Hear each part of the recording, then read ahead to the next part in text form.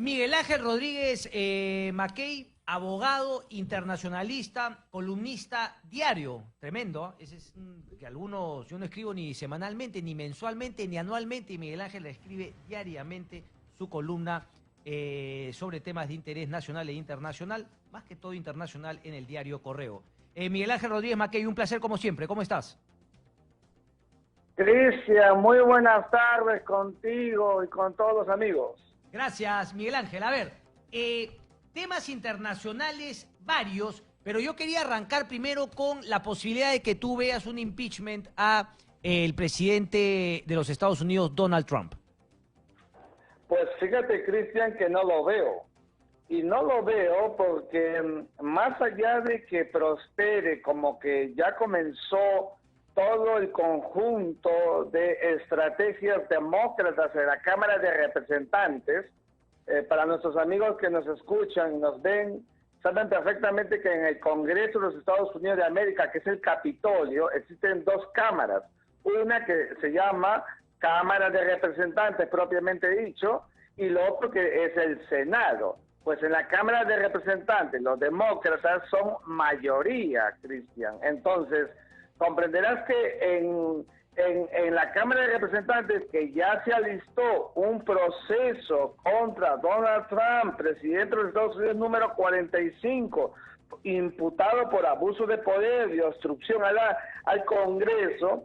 Esto que ya lleva varios días constituyéndose en una arquitectura en el Comité Judicial de la propia Cámara Baja, esa es la Cámara de Representantes, seguramente va a terminar siendo aprobado por la mayoría demócrata en la Cámara de Representantes.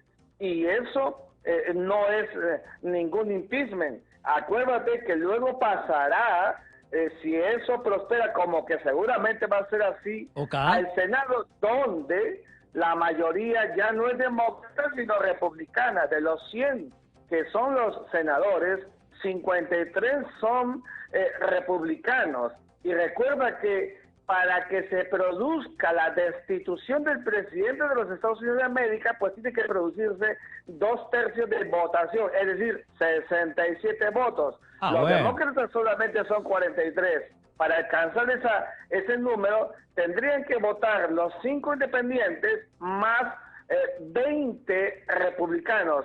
Una anotación realmente que las matemáticas no lo permite, y en términos fácticos y de dinámica del poder, Donald Trump cuenta con un auspicio pétreo de los republicanos que están preparando el camino para su reelección en las próximas elecciones del 2020. Interesante. Son 100 senadores. ¿Cuántos son en la Cámara de Representantes, Miguel Ángel? En la Cámara de Representantes son 435 en total los congresistas representantes, y de ellos 235 son en estos momentos demócratas. La diferencia son los republicanos. Entonces comprenderás que por eso decimos que hay mayoría de los demócratas, donde en esa Cámara pasará como un tubo el proceso del juicio hacia el Senado, donde va a terminar. Si uno revisa la historia de los Estados Unidos reciente, en la Cámara Alta o Senado, allí han terminado. Así fue el caso de Bill Clinton, acuérdate, por el sonado caso que tuvo con una ex becaria cuando él era presidente. Luego el propio caso de Andrew Johnson en el siglo XIX, luego que le sucede, bueno, no le sucede porque muere Abraham Lincoln, también quedó en la Cámara Alta. Pareciera que la Cámara Alta se convierte en un mecanismo de resistencia política. El único caso atípico donde pudo haber sido destituido en el Senado fue cuando se produjo el escándalo de Watergate, cuando era Richard Nixon, que prefirió renunciar antes de pasar por eso. Exactamente, antes de pasar por eso también tuvo que renunciar. Miguel Ángel, en la Cámara de Representantes con 435, ¿no?, y 235 demócratas, solamente se necesita mayoría simple. Exactamente. Ok. Mayoría simple. Es ¿Qué es mayoría simple? La mitad más uno. Correcto. Y Ahora, comprenderás que tienen más de 217 votos. correcto. Ahora, Miguel Ángel, independientemente de la suma de votos, que ahí no hay vuelta que darle, las imputaciones que se le han hecho y la manera poco clara con la que ha respondido el presidente Donald Trump, más allá de los votos, las acusaciones, ¿a ti qué te parecen? ¿Tienen fundamento o no?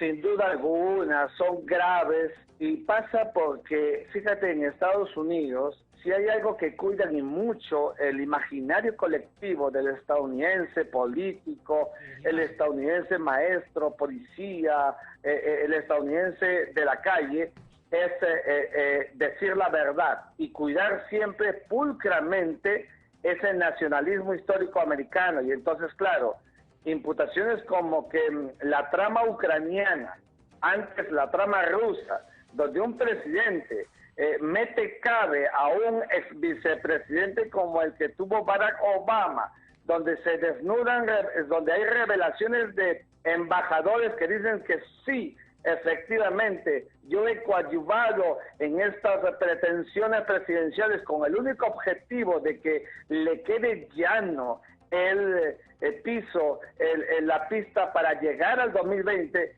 evidentemente eso lo va a impactar. La idea del juicio político, Cristian, no nos debe quedar la menor duda, es deteriorarlo, es producirle un menoscabo a un Donald Trump que, como ya lo anunció hace medio año, es el cantado primer candidato a las elecciones en el año 2020 para el 8 de noviembre. Entonces, la idea es que Donald Trump no llegue fortalecido, hay que menoscabarlo. Y entonces por esto viene todo este proceso político donde se buscará que Donald Trump llegue, repito, reitero, en una situación de un presidente que pudo haber hecho cosas importantes para su país en la lectura de los gringos pobres americanos que siempre hemos dicho, Cristian, el proteccionismo americano, las cifras azules de los últimos tiempos, etcétera,